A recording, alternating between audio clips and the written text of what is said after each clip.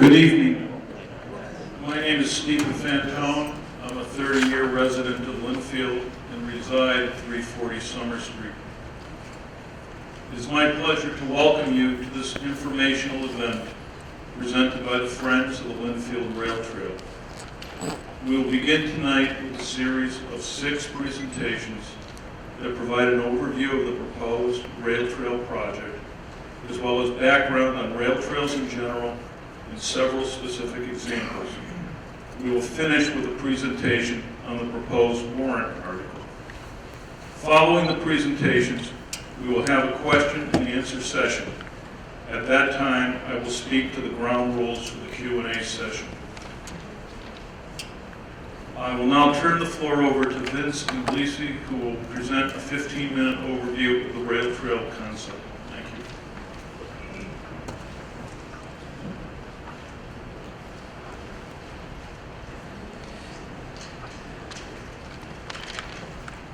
Good evening, all. On behalf of the Friends of the Lynnfield Rail Trail, I am going to present an overview of the Lynnfield Rail Trail Initiative, and consisting of the following elements. So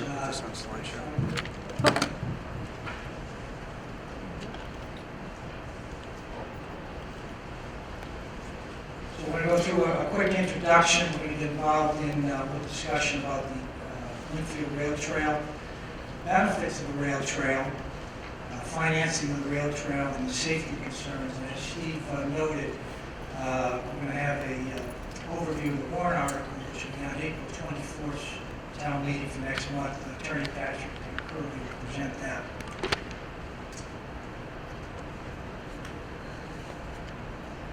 So who we are, Friends of Lynnfield Rail Trail is a group of volunteers committed to improving the quality of life in Lynnfield through the construction of a 2.5-mile recreational path by the existing publicly owned MBTA rail bed.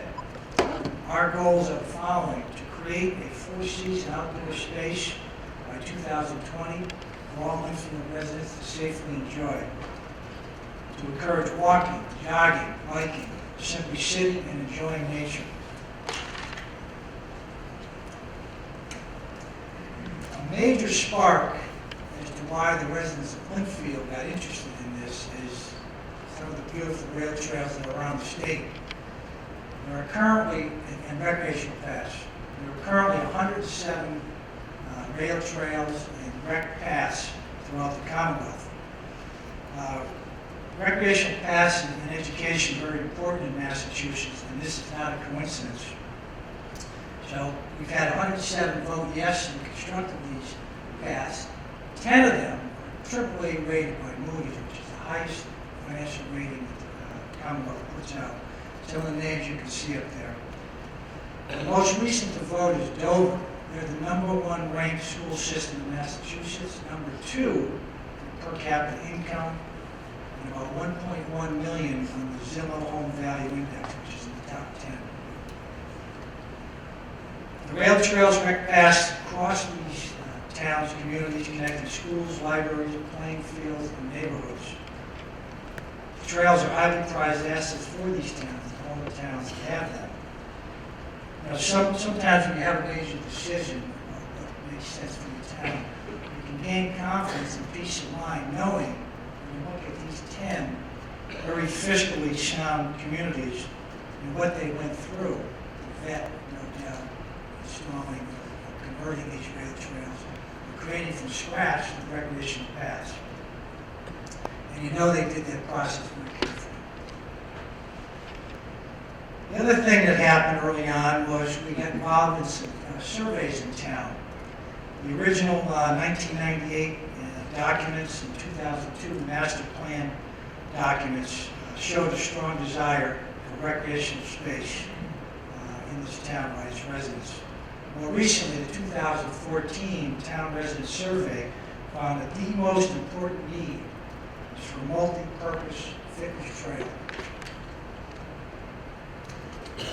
We look at the location, the trail will connect some of the key landmarks. Reedy Meadow, Lynnfield Middle School, the proposed new library at the golf course, Bethlehem School at St. Paul's, and Lynnfield High School, And within a quarter of a mile each way is the Summer Street School and Town Hall. The trail will provide a safe, convenient resource traveling between these locations.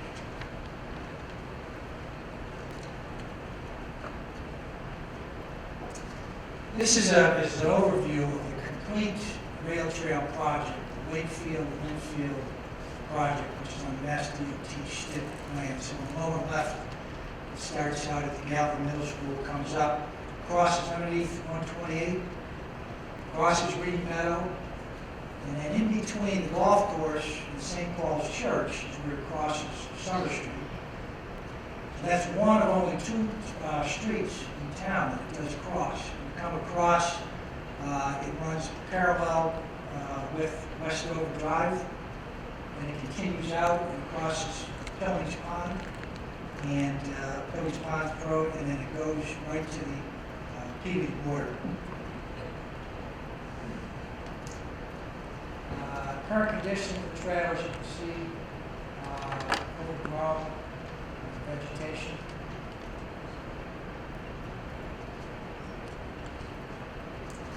This is really just Lynnfield proper food.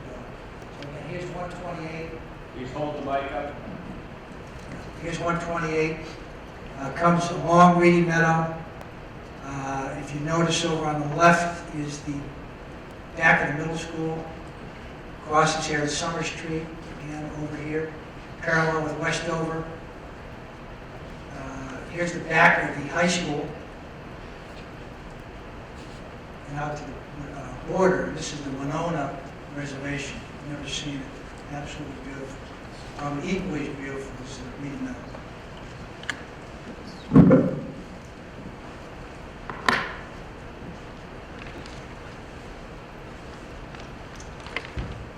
So if we look at the construction, the rail trail is going to be asphalt approximately 1 mile of the 2.5 miles. The plan is calling for an elevated boardwalk to be built to span Reedy Meadow, which is roughly about 0.7 miles. And this is to, help keep it up out of the sensitive environmental resource that it is.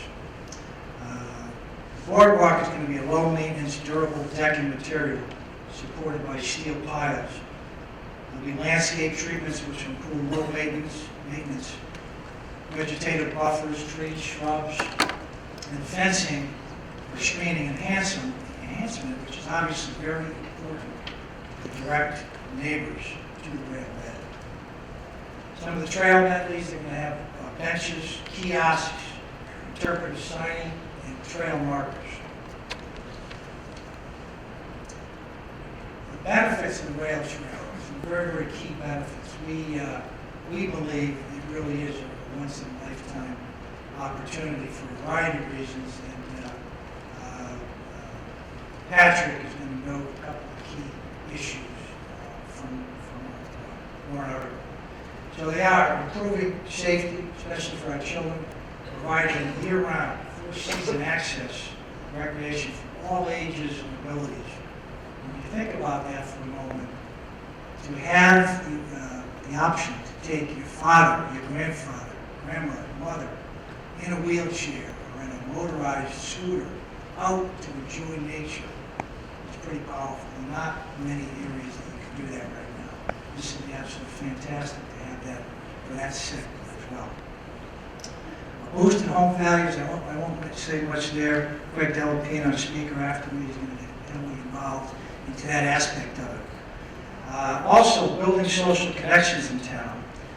Rail trails really have become a social and recreational place for people to meet groups, individuals, and really increasing the town pride as well. Benefits to the schools. The trail improved access, as I said, to the 3 schools along the project corridor. The access matched with safer crossings around town will enable more children to safely walk and bicycle to school. And this is really will be a major step in establishing what many towns are doing now as a safe routes to school program. The rail trail creates an outdoor classroom that all students can take advantage of for classes, after-school programs, clubs, summer camp activities. The rail trail will provide an athletic resource to sports, teams, clubs, and programs.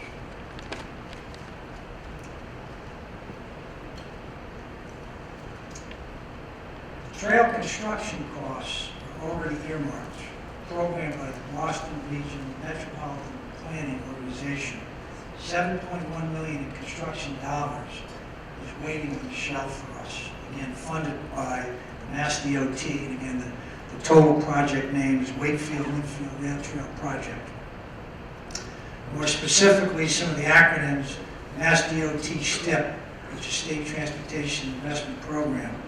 80% of those dollars are federally funded, 20% state. And again, later Patrick's going to get into a couple of the key reasons why a vote now is very, very important. Municipalities typically have to fund the design, permitting, and right of way. We've been fortunate thus far in our state representatives have been able to obtain $530,000 to date in design money. So that design is underway.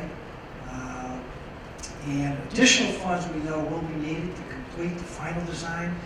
The expectation all along from day one with town officials in both towns, and it hasn't changed, is that these funds will come from either Mass DOT grants or fundraising, private fundraising.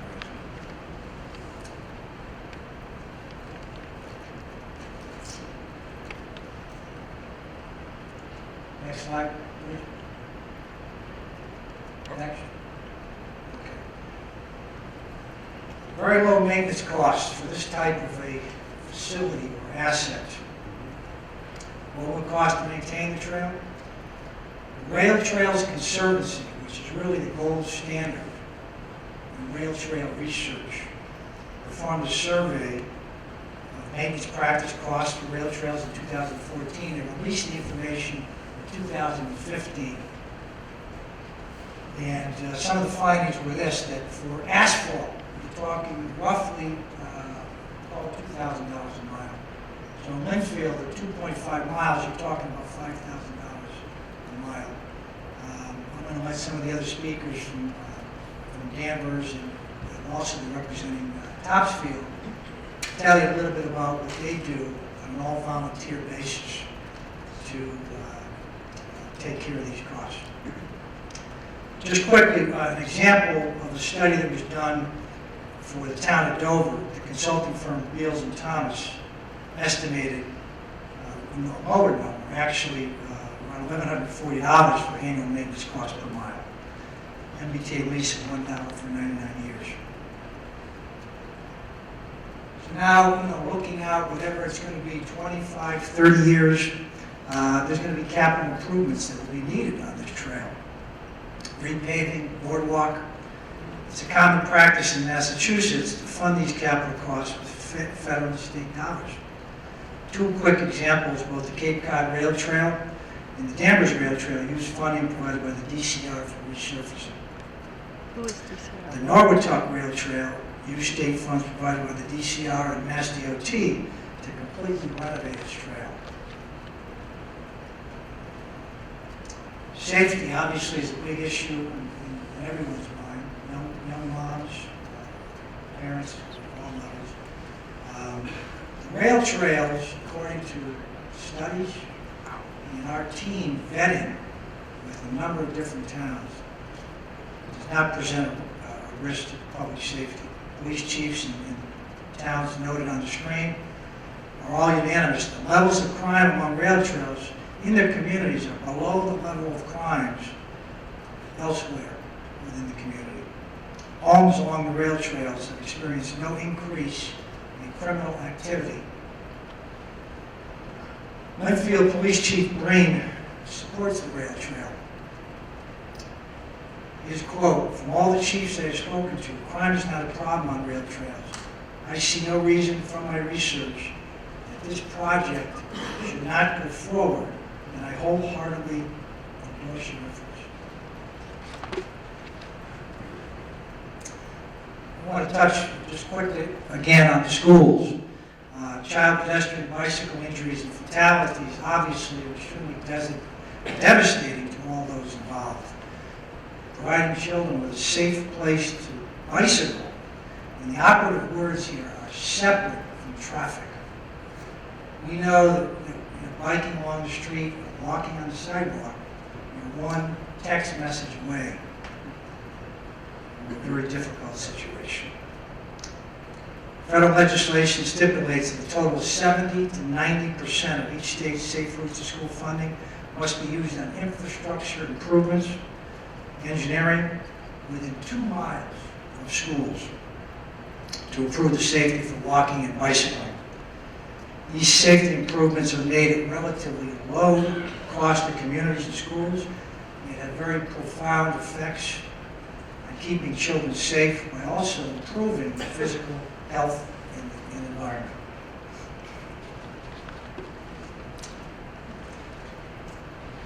Quick slide on public safety. There will not be lights on this rail trail. Typically, most trails, the vast majority, it's a dawn to dusk operation.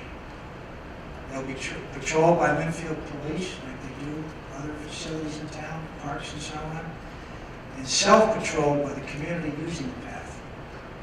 The rail trail will be wide enough for emergency vehicles to access, including a fire vehicle.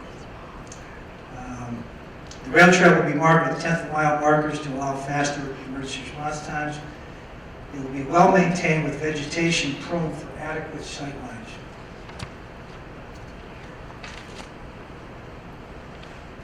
Skip this one. So in conclusion, the rail trail will be a vital part of Lynnfield community, encouraging stewardship of local environmental resources, providing necessary links to main town landmarks, particularly our schools, connect citizens with nature and each other. The Lynnfield Rail Trail is a fiscally responsible project that will enrich the lives of all its citizens and provide a necessary and desired recreational resource.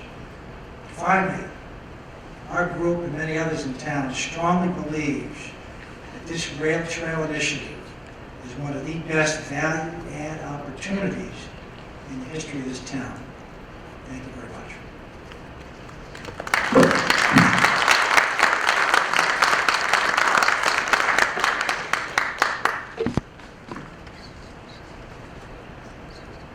Right now we have to go to.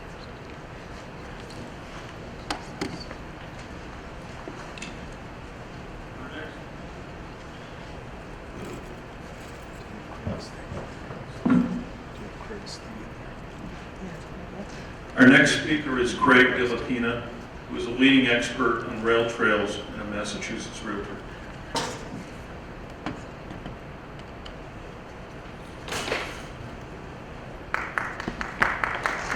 Thank you. I'm very much excited to come here this evening. I've been looking forward to this. As mentioned, I'm a realtor in Massachusetts. I operate in Hampshire County. I live in Florence, Massachusetts. My house sits 8 feet from the oldest municipally built trail in New England. There we go. Now, for the last 20 plus years, this is the first time that I'm actually removed from my apartment. Okay? So here we go. Launch it. This, what we're looking at here on the right side, is actually along the Charles River in Watertown, where the publicly owned land had been taken over by adjoining landowners. I wouldn't call them abutters, I call them trail neighbors. And they were gently rolled back over a period of years to create the trail that's below. That was land that was sort of not being paid attention to, and it actually became a nice resource in the Charles. I have 4 little companies, so I'm the associate broker at the Murphy's Realtors. I'm the first realtor in the United States actually to specialize in my niche, which is specializing in selling houses next to or near to trails, greenways, and other conservation lands. I have a little consulting firm called Northeast Greenway Solutions, but I never charge. We have a bed and breakfast. My wife and I have a bed and breakfast in the house there, an antique restored house. It sits 8 feet from the trail. And I have a land acquisition company where there's, as a citizen of the Commonwealth, you can buy a dead railroad corridor. But not the MBTA owned corridors. In fact, I've owned 3.5 miles of corridor at one time or another and taught other groups to, I'm actually reassembling a corridor that's 100 miles from Boston to Northampton. And we're probably about 80 miles in public protected status now. And I'm going inch by inch. Any realtors here, by the way? Anybody realtors here? No. Well, this is the most unusual way I got a listing. This was actually featured in the United Airlines in-flight magazine Hemispheres on vans. And it mentions my real estate practice. This was a story about the Rails to the Trails movement across the world and what's happening. So next, I love signs on rail trails. Here we go. That sign is actually on the Pie Bridge over the Hudson River at Poughkeepsie. Next. This is the longest pedestrian bridge in the world. It's 6,000 feet, and it's connecting into scores and scores of miles. Do you know how this thing actually had some traction in the political world to get traction to get to yes to build this? Next. At Poughkeepsie, New York, there's this path being developed. It's a walking path and biking path all across on both sides of the Hudson River. Next. Now look at that. The realtors are involved. How did that happen? I can tell you. Next. Another unusual sign in New York. People have said to me, you can't build a trail here. And this is, I've written 3 books on this subject, given something over 1,200 lectures. This is my favorite sign. People say, you can't build a trail there. People are hunting. And here we go. Next. This is the corridor I'm reassembling from Boston to Northampton. It's called Mass Central Rail Trail. And I brought some brochures about that here. They're back there. And I've also brought some of these magazines. This is put out by the National Association of Realtors. This comes out twice a year. This is called On Common Ground. It's about building better communities. And this is all about building better walkable communities in the suburban context. This will curl your hair. It's several issues back there. Next. This is your typical dead railroad corridor in southern New England. Next. Next. This is what happens when you convert it. It becomes a place where mothers walk their children. Next. This is in Lexington. Next. This is in Florence, right next to my house. This is in West Boylston on a soft surface trail. This is a person from the Disability Architectural Review Board. He was experimenting on a trail. Next. That's actually my house undergoing renovation. We don't have any spandex-clad bicyclists in our town. Next. We see a lot of people in motorized wheelchairs or just people getting out who were not able to previously. Next. Next. Actually, this picture here is interesting. This is staffers from the State Senate Post Audit and Oversight Bureau and people from the Architectural Review Board. I brought them to a trail in central Massachusetts, which was a stone dust trail. I've been doing this so long, I remember all the wars over paving our woods. What do you mean you've got a great idea, paving our woods? And so every rail trail war that broke out in the 90s was based upon the surface of the trail. And so I made it my mission to make it sure that Massachusetts was the only state in the country to only insist on paving. Now, you can do a soft surface trail. Next. There's more dead railroads in eastern Mass than anything else. Matter of fact, the second largest landowner in the state is the MBTA. And what do they own? They own dead railroad corridor. If you look behind the guy in the blue t-shirt, you will see a junction there. That's the Mass Central Corridor, junctioning with the old Marlboro branch of Boston and Maine Railroad. I used to market rail freight. And I have a background in railroad history, so I look at these places a little different. I look at them from the context of history. This is very important. This is the junction of two of the biggest trails now under development. This picture was taken 22 years ago. This has totally changed now. This is interesting here. Adopted corridors get cleaned up because they're usually junky wastelands in a lot of cases. Next. This is Natick back in the 1990s. He's been so intrigued by having a trail there. Their dead 2 miles of railroad isn't owned by the MBTA, where they can get it for free. Next, they have to pay $6 million back up, $6 million to CSX. They want that trail 2 miles for $6 million. They're thrilled to be paying $6 million. Next. Yours is free. You're welcome. Next. This is from the town meeting in Natick. This is how they're going to do it.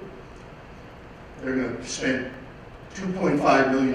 They have from Natick Mall, they have a stipend of money, a couple of $1 million, burning a hole in someone's pocket. It's going to go towards the acquisition of this. They're going to get $3 million from the state, and then they're going to raise $1 million from the local Friends of the Trail. Next.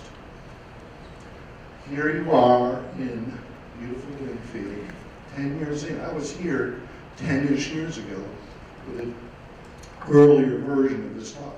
Next. Who would be interested in these places? Who's interested in active transportation? Next. The millennials. They are the largest purchasers of real estate in the United States. And when people come to our bed and breakfast, and we typically book up the entire summer by April, and they all come, and I tell them what I do. I sell houses near rail trails, and I help build rail trails. And they said, well, is there people opposed to this? People who are 21st century based people are largely amazed that there's people opposed to this. This is happening. Here's an earlier version of that on Common Ground magazine. They want the millennial generation. They want the third place. The first place is your family. The second place is your workplace. The third place is what they're missing. They want that. They want grid pattern streets. They want sidewalks. They want porches. They want traditional neighborhoods. That's what they crave and desire. And they want small businesses that exist in downtowns where you can walk or bike to. And places that don't have that will not be high on their list. Have you ever heard of WalkScore? WalkScore, WALKSCORE, WalkScore.com is how people of the 21st century are looking for their next house. You enter into that database any address in the United States, and it produces a Google map. Then it starts populating in all things nearby worth walking to, like cafes, diners, restaurants, grocery stores that are family-friendly, Thai bars. The more things like that, the more walkable the neighborhood is, and they're searching for walkable neighborhoods. Next. This is put out by the National Association of Realtors. And by the way, I was bored this year, so I went and got accredited to teach realtors all about this stuff. And I've been to Kingston County, Kingston, New York, Ulster County, involved with that group getting funding to help build the bridge over the Hudson River. I've done a series of lectures in Vermont, and I'm now accredited in Massachusetts, so I will be coming to realtor associations near you with a variation of this. I will be talking the talk of realtors. Next. Thai bar. This was an old derelict piece of junk, 1880s, little general store, 3 doors, 4 doors from my house. that became bought by a couple in their 40s who transformed it into the Florence Pie Bar. Next. It's overwhelmingly busy, and it has virtually no parking. People walk or bike there. The bike path next to my house is 4 doors away, and they're always busy here. Next. Millennials want the third place. Next. Here's the magazine that's up here for your perusal to take home with you. Next. All these titles on here are chapters in here. Next. So I use a former railroad corridor. Next. Why can't we just put a trail down that meanders around away from houses, businesses, and civic buildings? Next. Because it'll be expensive to acquire or to create a right of way. Within 125 miles of my house, you fall within that parameter there. There's over 250 rail trail projects underway. This is the densest rail trail network in North America. Where did the railroads go? They went to big, huge mill complexes or meandered around connecting communities that did have these big mills. Next. But they all go where people live, work, and play. Next. For example, the southern New England, lots of times the New Haven Railroad next was the railroad of choice for exciting industry. Here's an old rail fan magazine from the 50s touting all the communities that are next to the former railroad corridor in southern New England. Next, all these famous companies in eastern Mass here. Next. Next. The high watermark of railroad construction was around World War I, 1910, 1920. And then we can see through sequences of slides here what has happened. Next. You'll see these are all abandoned corridors in red. And actually this is missing a lot. This Lynnfield Rail doesn't even show up on here. But this is, next. This is what's already open as a trail. Next. And this is what the final product will look like, missing 25 to 30%, including your communities. And it's only steam railroads here.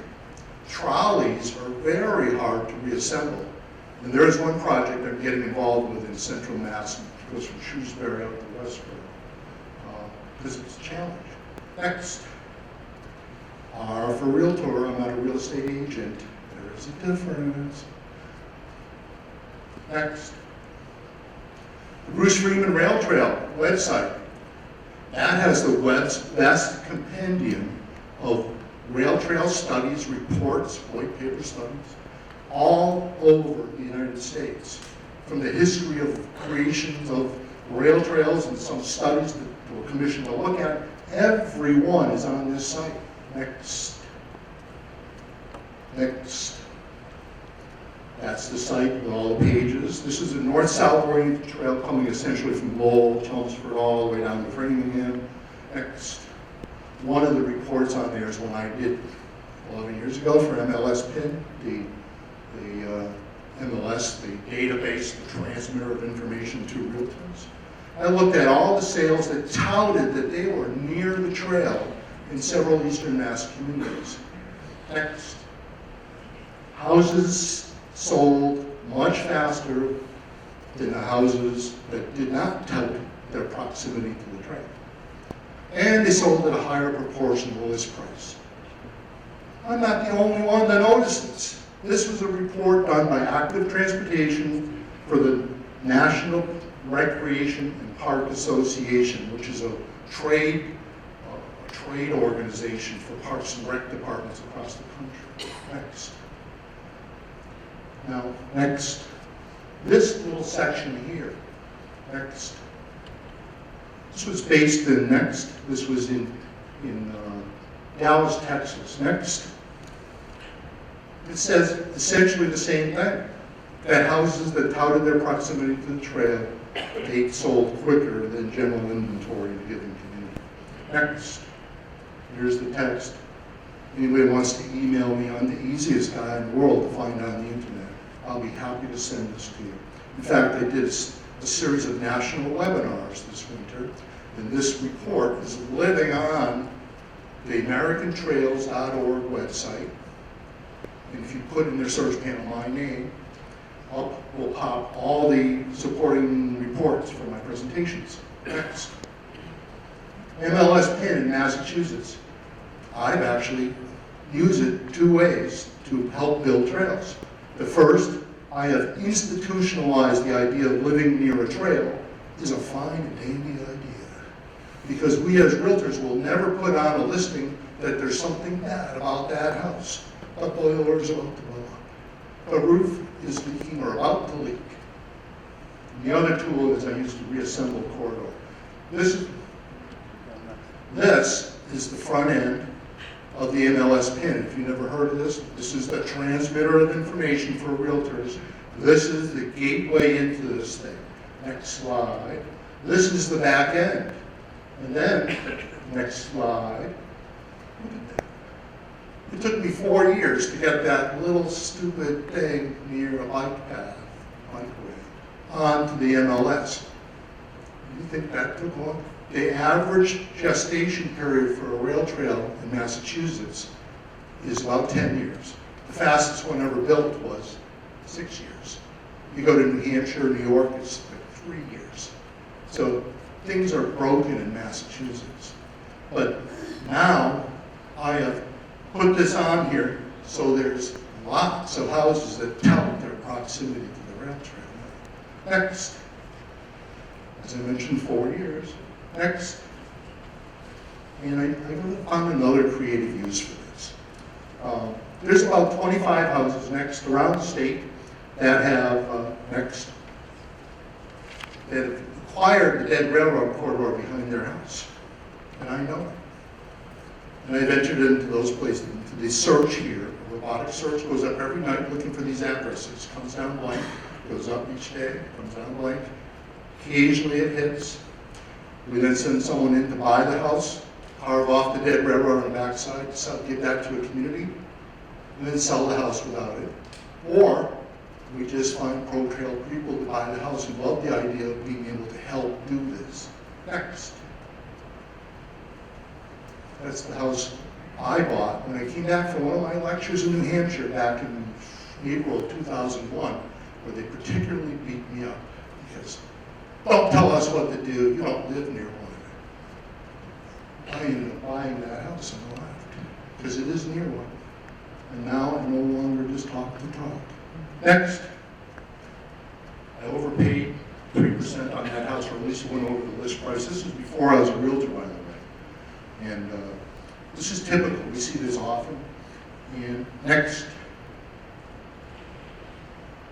we had 2 years. We had contractors there for 14 months rebuilding the house, and actually won a historic preservation award. It was featured on Home Garden Television. You can go to our bed and breakfast website, and you'll see me 60 pounds heavier, and you'll see the renovation of our house on there. Next. You can see what we did. That was before we painted it, but nonetheless, next. Next. There she is a kid.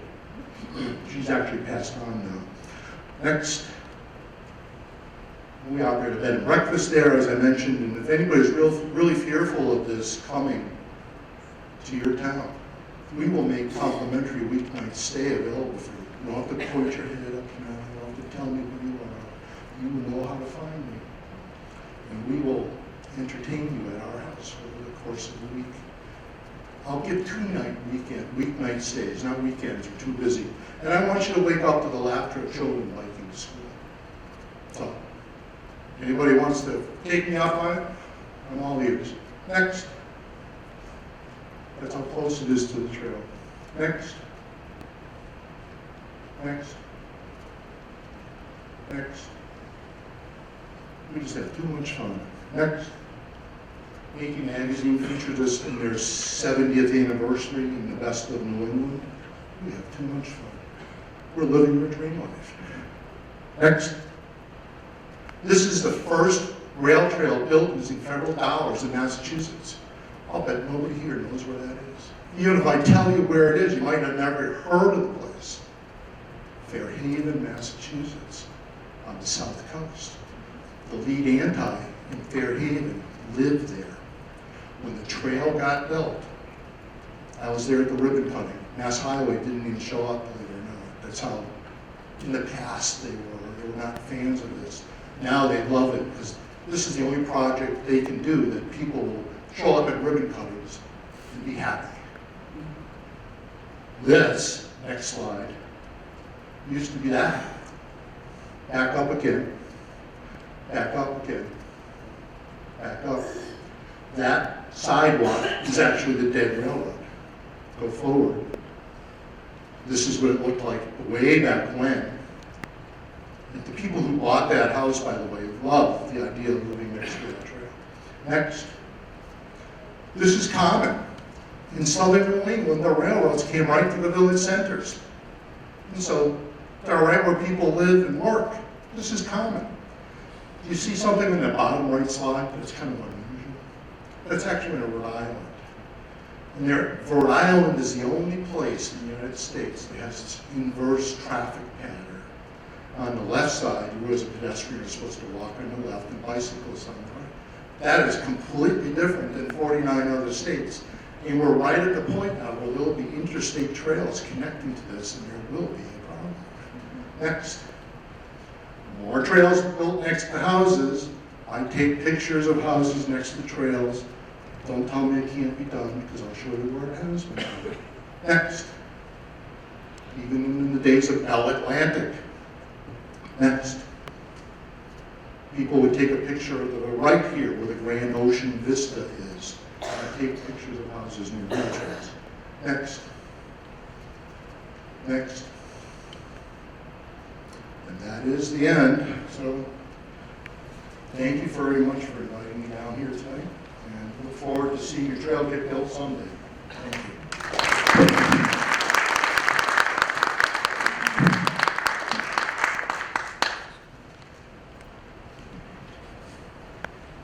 Our next speaker is a Lynnfield resident, Tom Grill.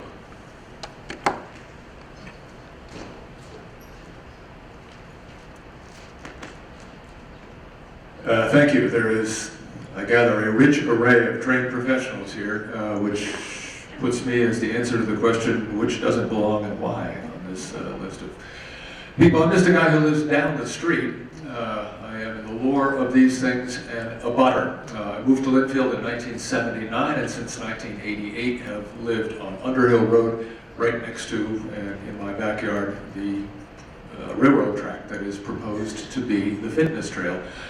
I have no slides, I have no dazzling data, no stupefying facts or anything else. I'll leave that to others. Really, all I can talk about is a personalized view of whether it's a good idea or a bad idea. I am a recovering lawyer who spent many years traveling around the world doing deals of one kind or another. For the last half dozen years, I have been the chief executive officer of the Boston Athletic Association, who put on the Boston Marathon. I speak merely as someone who is informed by all of that rather than on behalf of anyone else. I have seen that there has been, and no doubt will be, a rich dialogue in town here as to whether this is a good or a bad idea, whether it will or will not contribute to the quality of life here. And I have great respect for everyone and their views in that whole discussion. My contribution to it is simply to say that I think it's a very good idea to have this here for a couple of reasons. One is there is, as we just heard, an increasing appetite here and around the world for more and more accessible fitness places for people.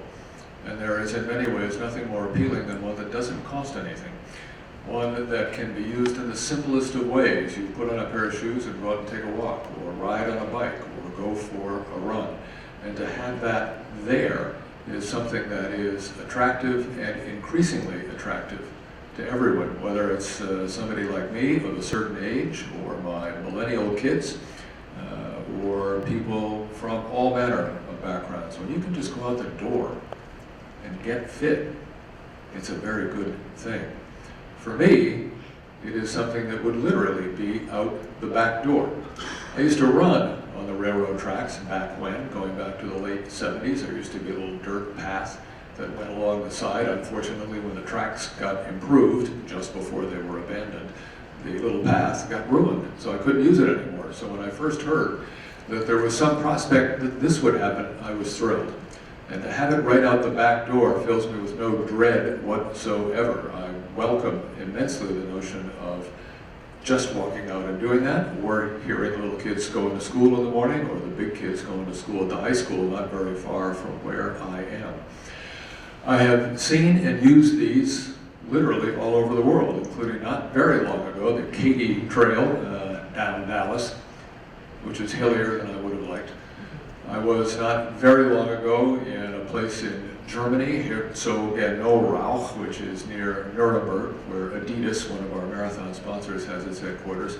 And people there take an immense degree of pride in showing what it is that one can do in multiple directions going out of the town. That's how they get places. Kids get to school that way, people get fit that way, but they also just get around that way.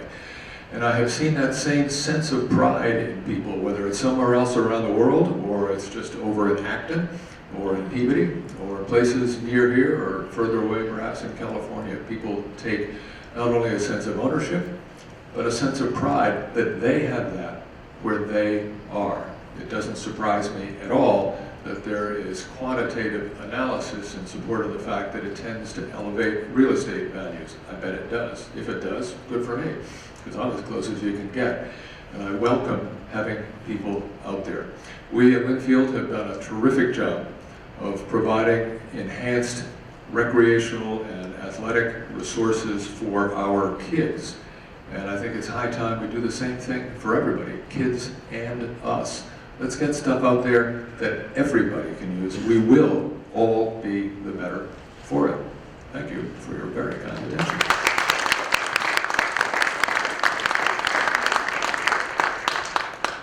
Thank you, Tom. Our next two speakers are representatives from the Danvers Rail Trail. First, we'll have Nancy McNulty come forward.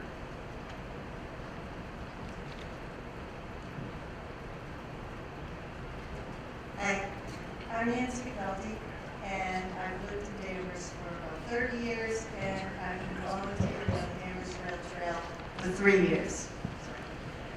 So I understand that there are some concerns about safety on the trail, and as well for kids and moms, and I'd like to address this.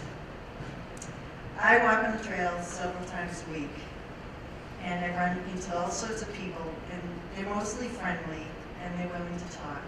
I've never had a safety concern.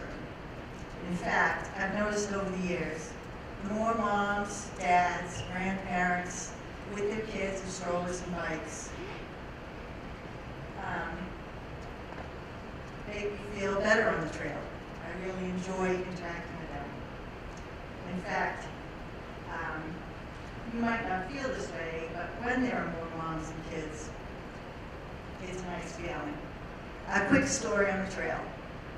One day, I was walking down the trail, and I noticed a karate instructor with a group of young kids. And as I approached, he had the kids split on either side of the trail. And I walked up, and they said, "Good morning." Come to find out, this karate teacher was teaching his kids respect. It was really nice to see that this was happening on the trail. I am in charge of working with the middle and high schoolers to help them fulfill their volunteer requirement, the community service requirement. I have over a dozen kids a year between the ages of 13 and 18 working on projects. And I really enjoy introducing them to the trail and showing them all that it has to offer. Sometimes it's cleaning projects, sometimes it's small projects where we get to do work, but it's great to see the kids working on the trail and interacting. And everybody who passes says thank you for helping our trail. It's quite nice. We were approached by a mother recently and daughter who asked if they could put together a Mother's Day walk. And we said, yes, it's a great idea. It's planned for May 13th. Also, there's one person who trains on our trail. We're very proud, Abby D'Agostino from Topsfield. She's an Olympian, and we see her on the trail, and it's quite fun being able to chat with her and hear how she trains on our trail. It's very nice. So, our trail has become very popular. It's a linear park. It draws many people in. They're always happy to tell us about how great it is and how wonderful it is. It brings the community together, and I think that you'll see how great it works. And if you'd like to come to our trail, please come. It's on the map. It runs from Peabody through Danvers to Wenham, and it's a wonderful place. So that's it.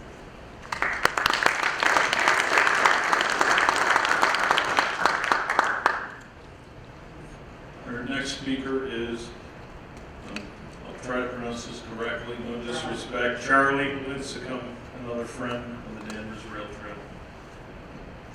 Thank you, and good evening. I am Charlie Lincecum. I've been working on rail trails since 1978 in Danvers. We finally got one in. What had happened was in 2009, the town finally got a lease from the BTA. We paid $1 for it for 99 years. At that time, the town manager at that time, Wayne Marquis, appointed a 9-member advisory committee.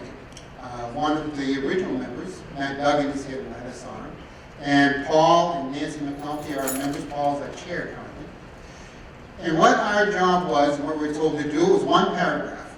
Go out and see if a rail trail in Danvers is a possibility, and advise us if we should do it. Oh, and by the way, you haven't got any money. So we went out, we investigated it, we came across a company called Iron Horse. I won't bore you with all the details because the history, that's why don't give me a PowerPoint or a button, I'll be up here all night. What had happened was that 9-member group kind of overshot their charter. And yeah, we thought it was a good idea to put the rail trail. In fact, we did it. And it was all through sweat equity and through people with their good help and all our volunteer work. All right?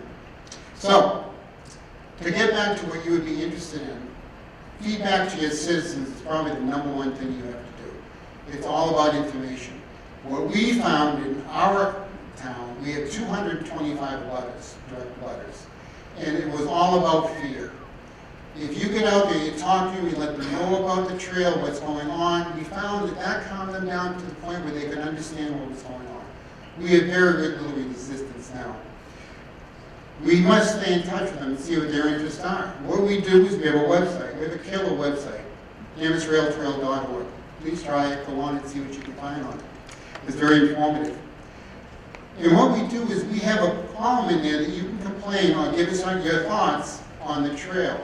We average about 1 or 2 complaints a week. And all they really are is they complain, why isn't the trail paved yet? Because we're Stone Best Trail.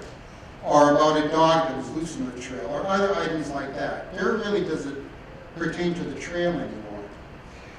We're also out of the trail as ambassadors. When we're out there working, and we're out there working a lot, we wear yellow vests. And people ask us questions all the time. We talk to people all the time. This is the best way of getting in touch with the people and what they're looking for. And the other one is a survey. We went out and we put a survey online, we asked them to answer it. We did have quite a few respondents, 125, for an online survey. That's pretty good.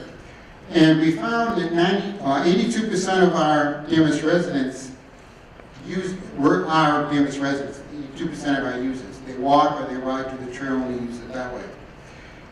We found that 98% of the people or the respondents found that to be an asset to Danvers, that they love the trail. We found that 96% of them felt that the trail was well maintained.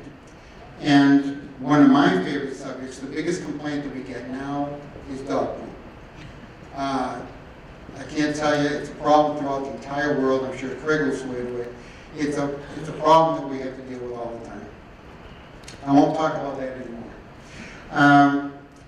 And then 88% of the people consider it safe. And what that would be is that we get roughly 16 incident reports a year on the trail. 12 of those pertain mostly to traffic type situations. All right, we've never had a violent crime on the trail. As far as maintenance of the trail is concerned, we do it all by sweat equity. We put something out there called mile markers every 10th of a mile. Those mile markers serve a dual purpose. People sponsor those mile markers, and most of them are taken, and we use that money to maintain the trail. Every one of those mile markers also have the GPS coordinates on the list at the police station. So if you're on the trail, the furthest you're going to be from any marker is 260 feet. So if you fall and you get hurt, everybody's got a cell phone these days. You just call it in and they get right to you. They know where you are. Because we are 4.3 miles long. From May to October, we're out there doing a lot of projects. We're out getting a lot of the problem areas and maintaining the trail. We maintain more or less a checklist, a maintenance to-do list. And if you find a problem in the trail, we add it to the project list, and people just review that online, send a Dropbox. They pick off projects, they go work on them, they fix them, and then we cross them off the list. 2016, we did over 200 projects on the trail, just by volunteer work. We bought a John Deere tractor, we donated to the town, and we're out there mowing just about every week, one into the other. There's about 3 people that actually mow, the rest do a lot of trimming, and some trash pickup downtown, which is our heaviest area. And community service. We are extremely fortunate to have a large group of volunteers that help us out. We also have a large body of companies that want to come in every year and help us out. J.C. Grounds and Invoke Salon, a beauty salon. I'll tell you, these 5 ladies from the beauty salon worked so hard that day, trimming up a nice area of our trail. Comcast Cares does that day every year. They come in. We've been participants in that in the last 4 years. Timberline, Lowe's, I'm not going to go through the whole list, but we rely a lot on community service and people coming in and helping us. As far as the trail itself, just to give you an idea of the size of it, we're 4.3 miles. We have 11 crossings. 2 of them major ones, Maple Street and downtown Danvers, which are major ones right through the heart of the town, and Route 97 on Poplar Street, which is Route 62, is also quite popular. 4 of our crossings have push-button lights on them, okay, so that we can stop traffic and get through. Townsville also has a lot of crossings in its area. It now has 2.8 miles of trail. If you want to put a rail trail in my next lifetime, I want to come back as Wyndham. Wyndham is in between us. It's 1.3 miles. What happened was Townsville put down their stone dust first. They were running along, they had extra material, and they got a hold of Wyndham and said, we got some extra material, you want to do some of your trail? They said, sure. So Townsville overran that border 5/10 of a mile up to Route 97 in Wyndham. We started our trail. We had a DCI grant for our stone dust. We started putting it down, we had extra material. We got a hold of Wyndham and said, would you like some extra material? Would you like some trail? We overran our border by 0.8 of a mile to 97 Wyndham. So Wyndham got a free trail because we both overran. All right? That made our corridor 8.2 miles long.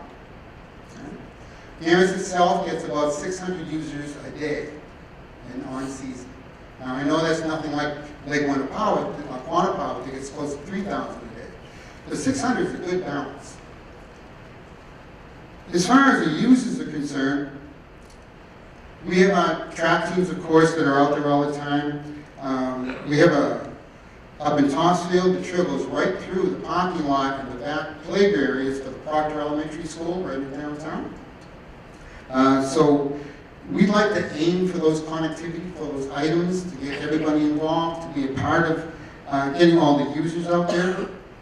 We have no actual child care centers right on the trail, but we have 2 that are within a quarter mile of it. Our trail runs right through a playground up in Putnamville. We actually we've had 6 Eagle Scout projects on the trail. One of them was building a bridge over a wetland to get into this park so we could get around the problem that we had with a right-of-way. And that playground now has new equipment that went into it last year. It's well used now. It's been an awakening for it because it's kind of hidden and not seen. A lot of folks use it from day to day.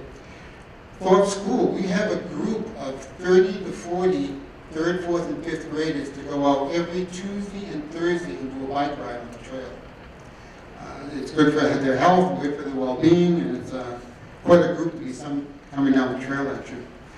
Brooksby Village, down the far end of the trail, our southern border, they come out, they have a lock gate, and they let people come out on Wednesday mornings and they do a nice little walk. All right? Little story, because I gotta tell some story sometime, is at Brooksby Village, there's a little lady named Edith, she's 83 years old. Not 3/10 of a mile down from the entrance of Brooksby, there's a McDonald's on the left. Now, if you know McDonald's, they have coffee for $1. Right? Edith wants her coffee. But it's a big banking down to it. So about 2 years or so, she come right up to my face and did my face and goes, "Are you in charge of this trail?" I goes, "Well, I work on it." And she said, "I want a ramp down to McDonald's. I want it now. I'm not getting any younger." Right? So you have all these stories all the time that come along.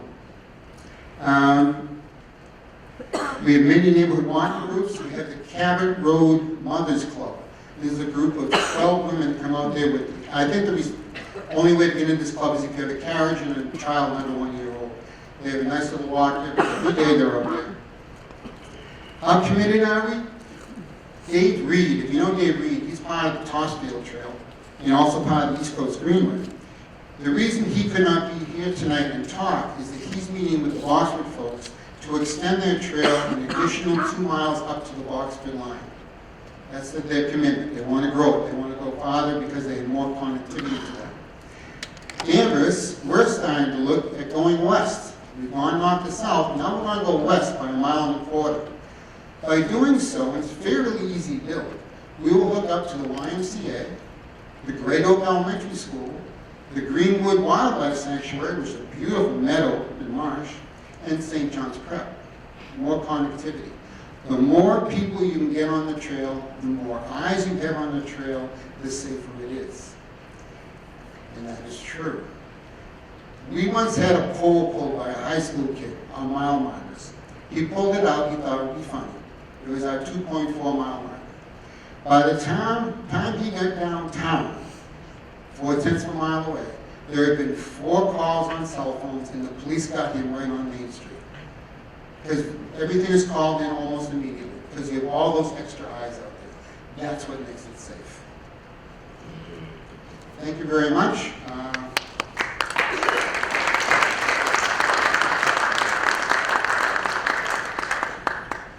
Our final speaker tonight is Patrick Curley. We'll talk about the warrant. Okay, good evening. I'm Patrick Curley. My wife and I and our 4- and 6-year-old live on Loxley Road, and we've lived there since 2008. And we would be delighted to have a rail trail to use with our kids in town. I'm going to give a very brief presentation, an abbreviated version of what I presented to the Lynnfield Selectmen a couple of weeks ago. So we have on for the April 24th town meeting a citizens petition article. I call it the Rail Trail article. And so tonight I'm going to discuss with you, what does the article ask for? Are there any downsides to passing the article? Why should we pass the article now? And lastly, why should you support the article at town meeting? Next slide, please. So what does the article ask for? We've got some text up here, and I'll just read, and I've bold-faced and underlined some of the key sections.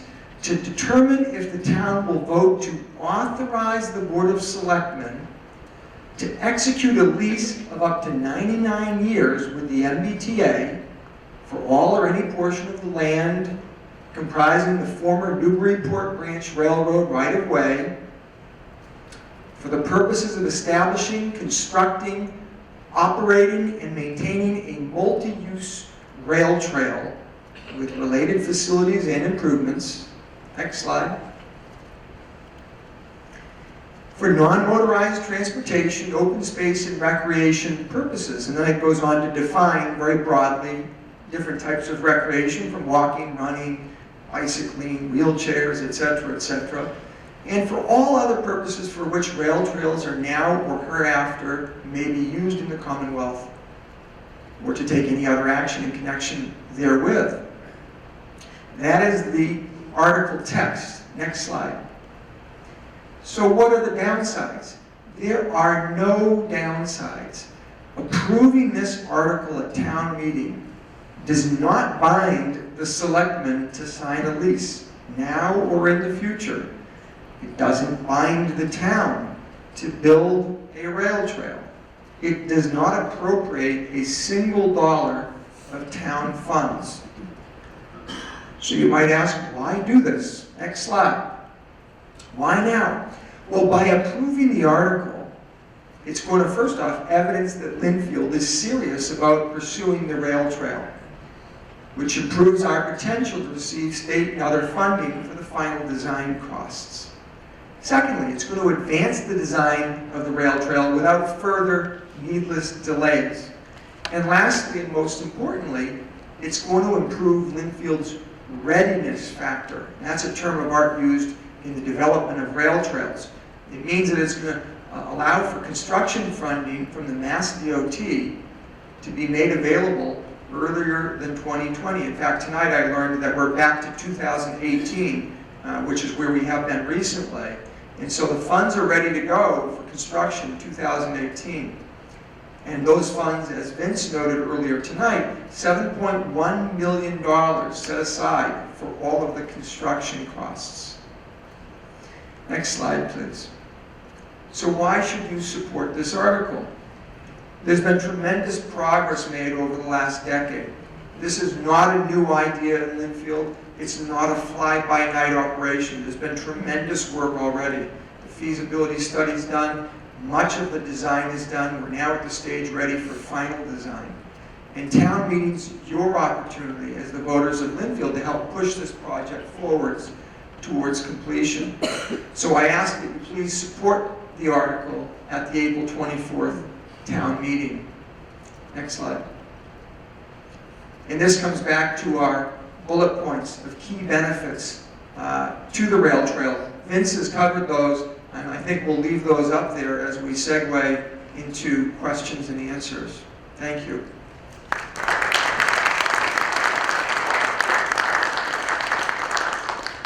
Thank you, Patrick, and let's thank all of the speakers that spoke tonight.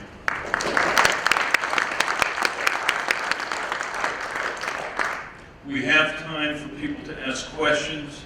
Here are the ground rules for this question and answer session. If you have a question you would like to ask, please join the line at the microphone. A microphone will be held down here at the end of this row. When it is your turn, please state your name and address and then state your question. An appropriate person will attempt to answer your question. A follow-up question that is germane to the initial question can then be asked. Then please allow the next in line to introduce themselves and state their question. One question per person. I ask that individuals act as exemplars of civility in their interactions in public discourse tonight. Any questions?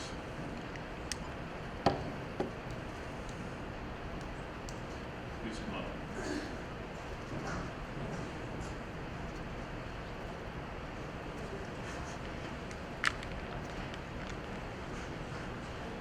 My name's David Kulikowski. I live at 17 Monroe Street here in Lynnfield. Owned my house for 37 years, and I've been a Lynnfield resident for 57 years. So I've been here a long time. This conversation reminds me a lot of the conversation we had 20, 30 years ago about having a town pool. So the first thing you ask is there a need? And I always keep that in my mind. A boss of mine once said, ask why. You know? My question is, what federal agency funds this 80%? And because we have a current administration in which is cutting all domestic programs, and does that 80% also continue into repairs?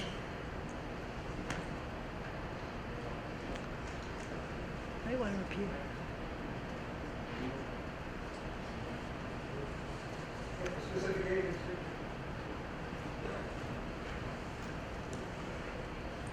That would be funded by Massachusetts DOT. The 80% is a common program. It's built most of the more formalized, highly finished trail projects in the United States, including Massachusetts. From the Federal Department of Transportation. It gets transferred through the Regional Planning Agency to the DOT in this state. Just to add something to that, these funds are directed by law of Congress as a percentage of the federal highway tax and gas tax collections. And the intention is to improve the safety. So, hi, my name is Phil McQueen. I live at 1 Ford Avenue in Lynnfield. My question is about the continued funding of the planning stage of this. Where is that money coming from, bearing in mind that the 25% that's currently being planned has already used up the $500,000 allocated to it? Thank you, sir. So the expectation, as I had indicated, going way back when this project first started, from officials from both towns, is that the money was going to come from sources outside the town. The examples I used earlier was the Mass DOT, grants, and private funding.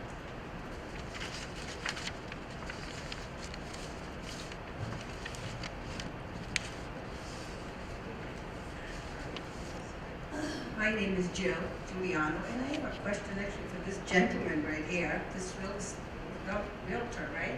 You from Northampton, correct? Now, what happened in Williamsburg? Why did they shut the trail project down? Would you like to explain that to me? I would like to hear. Okay, Williamsburg was the end of the old branch line that came up from actually New Haven, Connecticut. In the dying days of the New Haven Railroad, the corridor was purchased by Mass Electric, which later became National Grid. National Grid actually owns more miles of former railroad corridor in Massachusetts than private sector railroads do.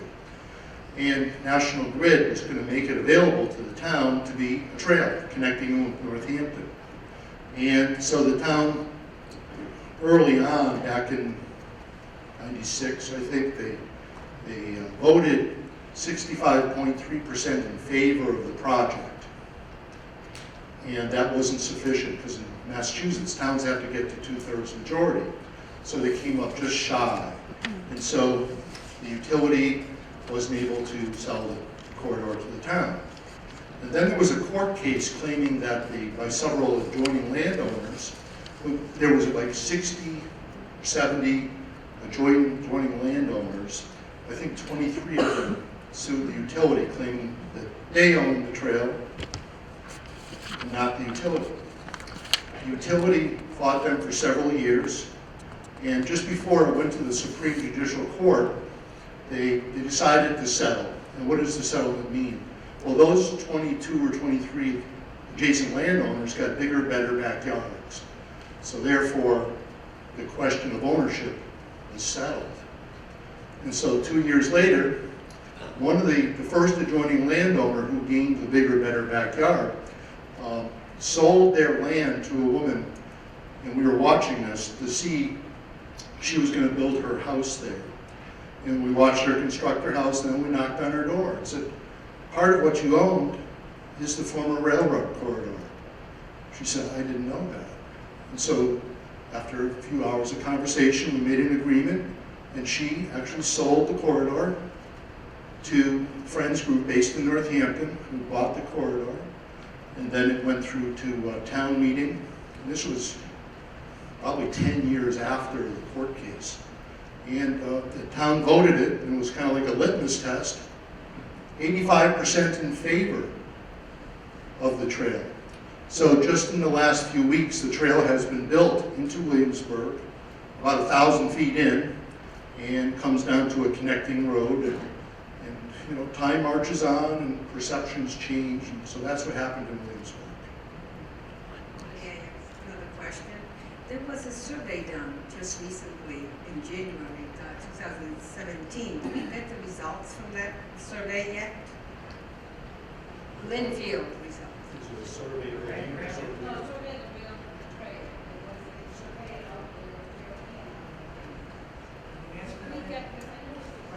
Randy, introduce yourself. Go down in front. I think the survey results are online. I'm not absolutely certain of that, but I've taken a look at some of the survey data. There were some 850 or so people responded to the survey, and they were roughly 2-to-1 in favor of a rail trail. And then the data were broken down by abutters, and abutters were not quite as favorable. They were about, I think it was 55% to 40% or something like that. Again, in favor. And I'm not here to critique the survey data, but I do observe an interesting factoid associated with the survey data. There were 160 responses coming from abutters. I happen to know that there are only 60, I believe 60 properties that do directly abut. And so I might challenge some of the survey data and question whether some of the respondents perhaps responded more than once, because it's hard to imagine that if there are 3 people per household in town, and across all of town we only heard from 10% of all resident citizens, why is it that we then also heard from 300% of abutters? So there's some methodological questions. I was not involved with the survey, and I'm just sharing that with you as a everyman kind of observation. But the data, I believe, are available. You may have to access the town website or something like that. Okay, but yeah. So to me, having read survey data across the country, observing that we have something like 22,000 miles, adding 2,000 miles or so a year, most of the towns that I've seen data on usually tend to favor a rail trail by a factor of 6-to-1, 7-to-1, 8-to-1, something like that. So I'm a little questioning of the quality of the survey data. So survey data are what they are. I think what will be ultimately most revealing and most satisfying is to see how the citizens respond when they have a chance to vote. Randy, please identify yourself. I'm Randy Russell. And, In the microphone. Thank you. I'd like to just make 2 additional comments that are relevant from what Craig spoke to and the questioner spoke to in Williamsburg, just so that everybody here is 100% clear. This article for the town meeting on April 24th, to pass the article is going to require a majority vote, not a 2/3 vote, a majority, 50%, just over 50%. And the reason is we're not seeking a single dollar of town funds. So it's a 50% majority vote and not a 2/3 vote. The second point I want to raise that's important, and this was someone had written to the newspaper claiming ownership to the rail corridor passing through Lynnfield, that the abutters in fact own this rail corridor and this project could not proceed as a result. What Craig has described to you in Williamsburg is very different from the rail corridor in Lynnfield. The ownership is very, very different. The MBTA owns this rail corridor in fee simple. I'm an attorney. I do real estate law, and I have consulted with Tom Mullen. He's the town council for Lynnfield, and I have consulted with the legal department and the top lawyers at the MBTA. And though the deed is absolutely clear, this corridor is 100% fee simple ownership. Anybody claiming ownership that abuts this trail is indeed incorrect. And if they consult an attorney, that attorney will save them a lot of time and money, because they'll very quickly tell them the MBTA by deed owns it in fee simple. So there's absolutely no issue in this town that the MBTA has the right to lease the rail corridor to the town, should we grant that authority to the selectmen.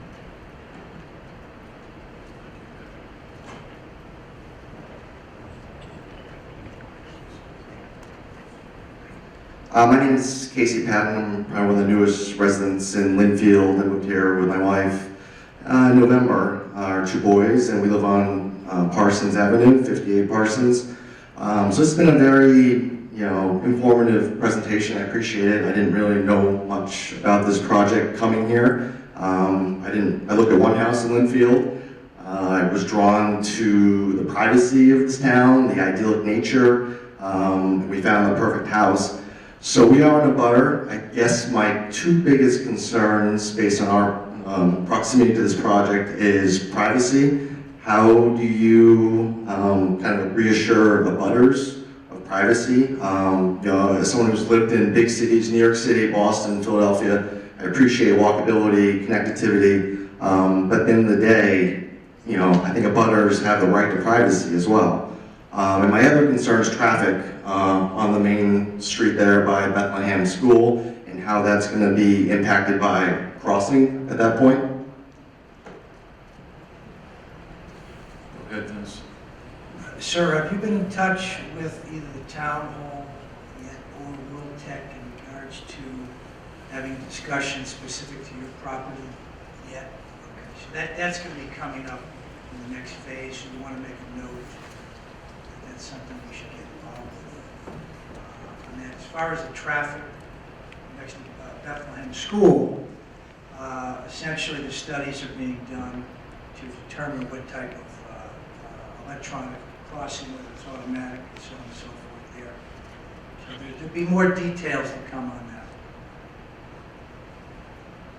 I think the other thing you may have missed being new is there was a forum last November in which World Tech was soliciting information and preferences from abutters as to the kind of screening that they would like, whether it be fencing or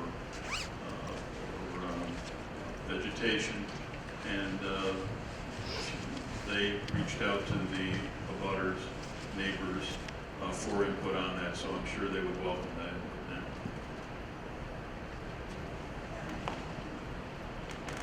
Excuse me. Hi, I'm Debbie LaConte, 86 Perry Ave. My question was regarding how are you going to reach out to the abutters, because we were at that meeting in November and we were told that we were going to be contacted by World Tech about fencing and vegetation, and no one's contacted any of the abutters, and when will that take place? So if you go to the Vimeo, which is on our website, it was my understanding, actually the other way around, is that they asked those that had an interest, if I'm not correct, to call the town hall so that they could establish a meeting. We as a advocacy group put out a press release in the paper that for those that hadn't contacted, please do so. But our understanding, Bob, correct me if I'm wrong, the next phase, design phase, you're going to be getting into that as well. We'll be taking input from the direct neighbors to that. Jill Jorgensen, 3 Missouri Lane. I tried 3 times to get somebody to respond to me about the fencing, and nobody replied. What number did you call? The date, just shortly after the presentation in the fall. I tried 3 times, and nobody ever replied to me. What number did you call? I emailed somebody. I emailed somebody at the town hall. No. I can't remember. I emailed the town administrator who told me Yes. he had no idea what I was talking about. Told me to email World Tech, and I never heard back. Emailed them a couple times. Right, and I tried a couple times and nobody ever replied. They haven't Yeah. fulfilled what you thought they would fulfill for us. But anyway, my question is about the parking. I mean, this is nice, Danvers, like, everybody likes their trails, wonderful, but this is Lynnfield. We have 2 trail crossings, Hillings Pond and Summer Street.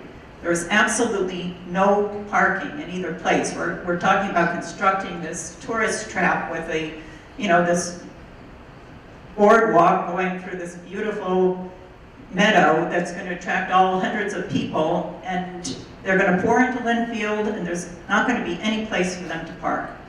I mean, has anybody thought about this? So the parking areas that have been discussed are the following: Reedy Meadow Golf Course, which is adjacent to Jordan Park, which is very close as well. They're going to be expanding, wait a second. Speak up. They're going to be expanding Jordan Park. That's another option. You've got parking capabilities at Town Hall and also parking at the schools during non-school hours. Did I leave anything out there? Reedy Meadow. Golf course. Golf course. Reedy Meadow Golf Course, I think I said first.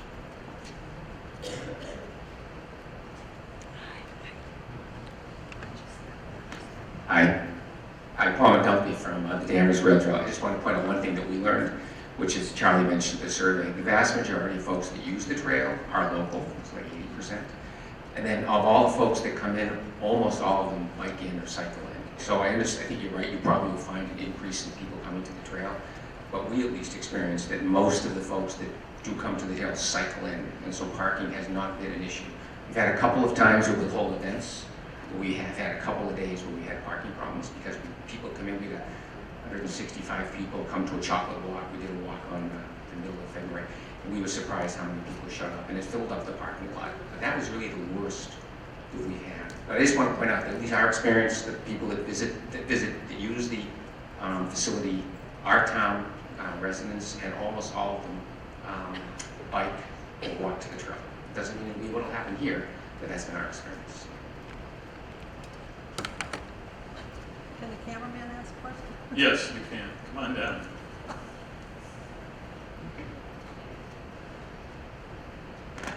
I just wanted to let people know that townscapelinfield.org is a 501(c) tree planting nonprofit. It's been around for 30 years. I've been on the board for 20. And we've done a lot of public partner kinds of volunteer work, just like Danvers is talking about, but on a smaller scale. For planting trees. You guys have seen a lot of our main trees along the main roads in town. So they expanded to playgrounds and fields and included a lot of new moms and dads in the process. But we take what we're doing this spring, like we did a fall ago, was have a cleanup at the park. And I don't know if anybody saw the Glen Meadow Park cleanup that was strictly volunteer, but hundreds came out, the park got cleaned up, the DPW didn't have to do a thing except come take the trash away. And the park now is absolutely gorgeous thanks to the town, public, and the private townscape.org. So that group has been out there. The friends are not, we're just a group of friends of Lynnfield residents that are just trying to get you the best information possible to make this big decision. But I want to mention that April 2nd on Sunday, even with the weather, but if you check at townscape.org, that you'll see, they'll post it, but they're planning on an April 2nd cleanup day, again, at Jordan Park. And what they intend to do in the same footprint, you mentioned expanding Jordan Park, it's not expanding the park, it's just reconfiguring the park so that the old playground equipment, which has become unsafe, and 25 years ago we built that park. We feel really old now, it's gotten decrepit, but so that is going to be taken out, and then this group is trying to raise money again to put in new playground equipment that's ADA accessible and all that. And they are reconfiguring the parking lot, which has been in a drastic need to be reconfigured for eons. If anybody was down there, there's a lot of space, it just isn't properly configured. So if it's anything like Glen Meadow became, then whoever's neighbors at Jordan Park is going to be very pleased. But you're going to realize that it goes from 36 or 40 viable parking spaces to almost 100 without really affecting anybody. It's just, you know, a project that Townscape's done before, and we've had park groups do this over and over again. So just be aware that that's happening regardless. And if you're interested in helping out Jordan Park, go to the townscapelinfield.org site. or just come down to Jordan Park between 10 and 2 on Sunday, April 2nd.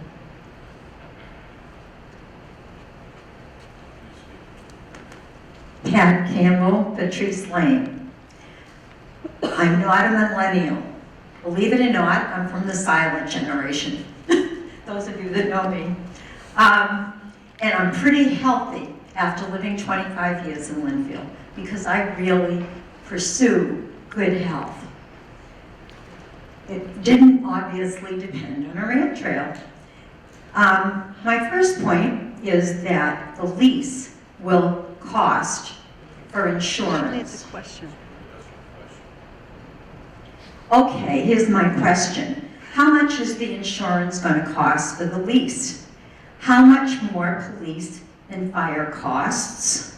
How much for the security cameras, which we've been spreading all over town, including on Partridge Island after the last fire, which by the way was proven not to be set. And also, the maintenance. I would like to know how much the maintenance cost is going to be, because I really don't believe that volunteers are going to be doing, picking up hypodermic needles, like on Sparhawk Lane up by Market Street. They tried to have their street closed because of what's going on there. I'd also like to know how much cleaning up dog waste and Canadian geese waste is going to cost, because I don't think the volunteers are going to do that. So what I'd like is a complete rundown of the costs of the rail trail. We have a 6-part question. Ted. Take the easy part. So, when municipalities in Massachusetts do rail trails, many of them purchase an environmental liability insurance policy. And there's actually been legislation in Massachusetts to help municipalities like Lynnfield get this insurance and be protected against risks. And I've spoken to town council about this. I've also spoken to the leading broker in the Commonwealth who sells these policies to municipalities. And he's provided a quote for a premium for the town of Lynnfield. It would be approximately $35,000. That's a one-time payment. It's not monthly, it's not annually, it's a single payment. And that covers a 5-year period in accordance with Mass statute, and that covers all of the construction period and protects municipalities.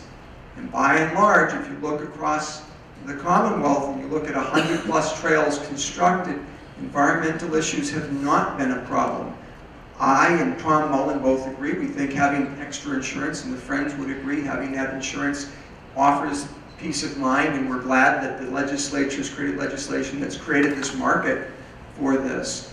But that's what the cost would be. As of this year, that's what the premium is, approximately $35,000.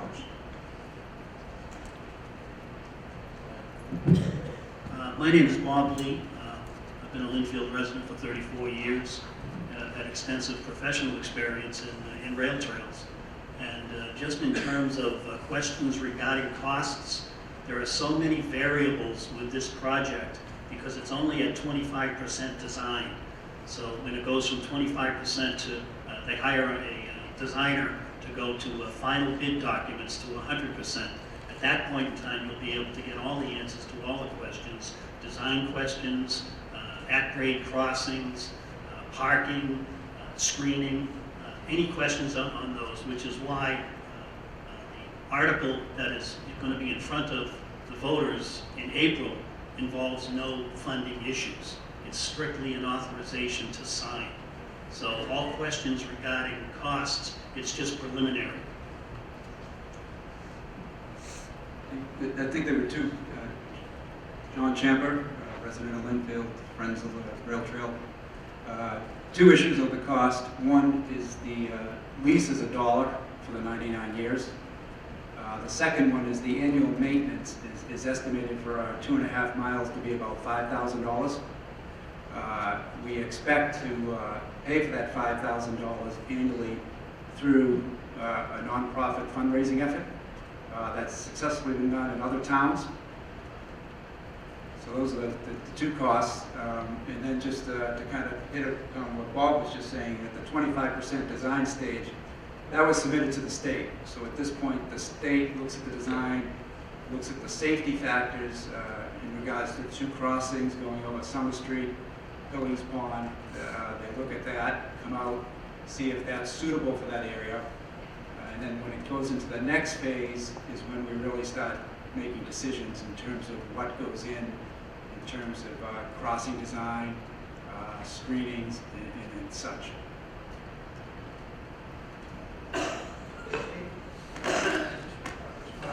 When I mentioned earlier the gold standard of rail trail research, the Rail Trails Conservancy.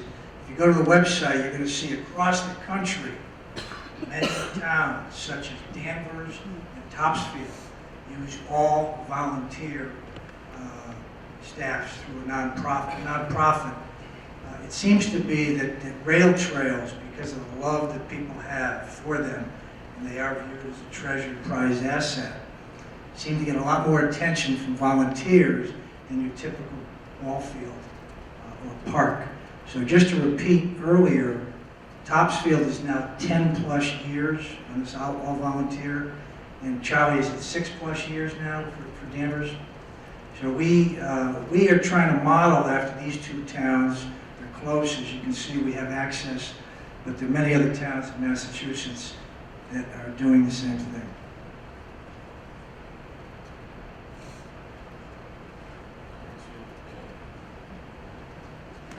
I just want to talk about the Danvers Rail Trail because it's so exciting. But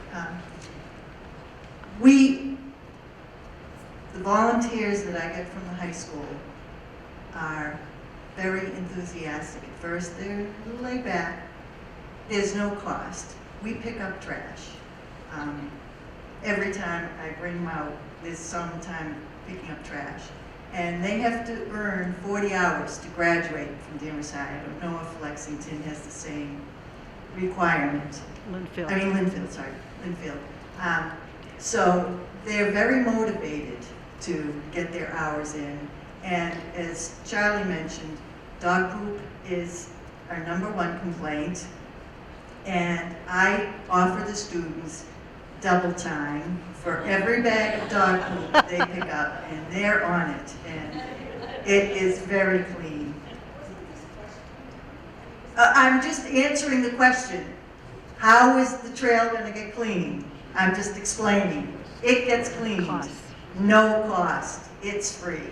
And we've never had an issue with that. I mean, we have trash, obviously, but it gets clean. Any other questions? So one thing I'll take away from this is the word from the neighbors that there needs to be better outreach to you and a number for you to call and people for you to contact. And I'll personally make sure that that's a mission of mine, and we'll get that done. I want to thank everybody for coming. Sure. I may have missed this, but so when this boardwalk needs to be replaced in 15 to 20 years, who is going to pay for that? First of all, with the design phase, they haven't completed the design of boardwalks. We don't know what the material is going to be.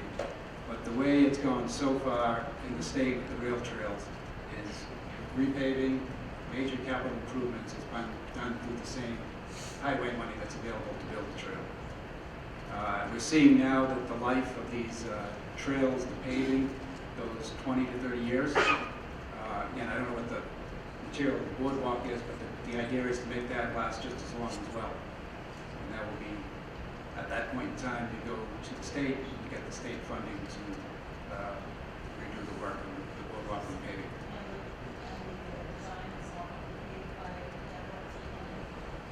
Which design? Microphone? Which design? The project. I mean, it's 25% done now. Yeah, so the 25% is actually misleading. If you look at where they are in the design phase, it's actually further than that. The 25% is a term used by the state on their checklist of where you should be, items. So it's a little, the design is probably 50 to 75% done. With our website, we've got numbers when they finish the preliminary design. The second part of the design will cost about $500,000, and that would be split between Wakefield and Lynnfield. The funding of that, we're looking at sources now to fund that. They involve both government sources, grants, donations, etc. So at this point, we're not envisioning taxpayer money. Yeah, that's what, well, Lynnfield taxpayer money we're not envisioning. And just to put it in simpler terms, perhaps, if it were to be funded with Lynnfield taxpayer money, it would come out to about one-time payment of $70 per household. That's if we had to go that way.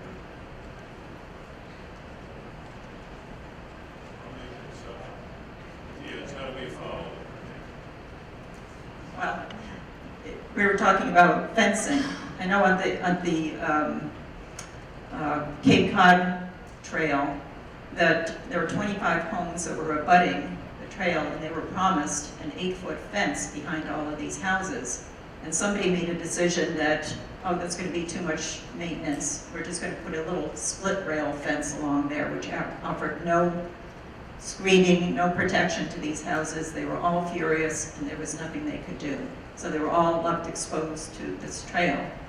I mean, they couldn't enjoy their backyards because all of these people were riding their bikes by constantly. So what reassurance do we have that they will actually build a solid wall to protect all of these abutters from, keeping us from enjoying our backyards? Excuse me, is that Cape So Cod or quick, Falmouth?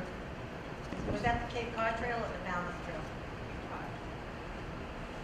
I'm going to make a quick statement and turn it over to Craig with his years of experience. So the $7.1 million construction dollars includes monies to take care of screening for direct neighbors to the rail bed. So those dollars are in there. Some of the towns that have done this on their own with Iron Horse, they did the stone dust. Those direct neighbors did not have any access to those dollars. This is one of the reasons why, and hopefully we're one of these fiscally wise, smart towns, we've waited 10 to 15 years to get in line for this money. One other note that did not come up, and that is that this is somewhat of a use it or lose it proposition. As you can imagine, there are many towns that want this type of amenity. And if we continue to defer, there is a real possibility at some point that that money will go to another town.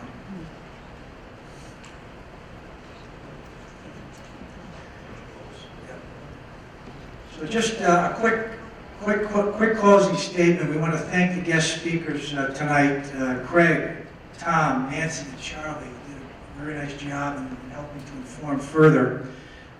We hope, and we want to thank all the guests that showed up this evening. We hope you enjoyed the presentation. This rail trail project exemplifies civic responsibility and civic betterment. It is in the very best interest of the community. We realize that no solution satisfies everyone, but we strongly believe this is one of the best, again, I'm repeating, best value opportunities in the history of this town. 6 mentioned bullet points there. And I truly believe, most importantly, the biggest benefit is this could potentially save a child's life. Friends of the Lynnfield Rail Trail urges you to attend the April 24th town meeting and vote yes to support this rail trail initiative. Thank you very much.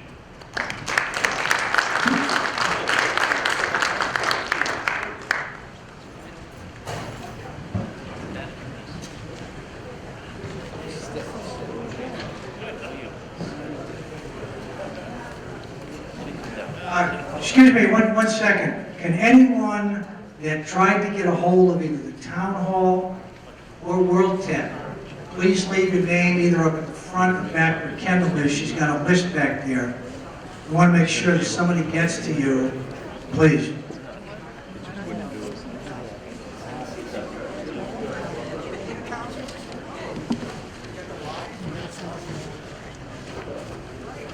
Same way we would get them out now. In theory, we would have better times.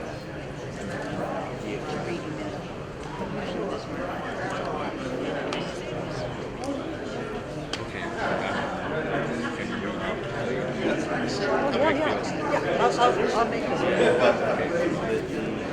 I'll cut it down to whatever you can take.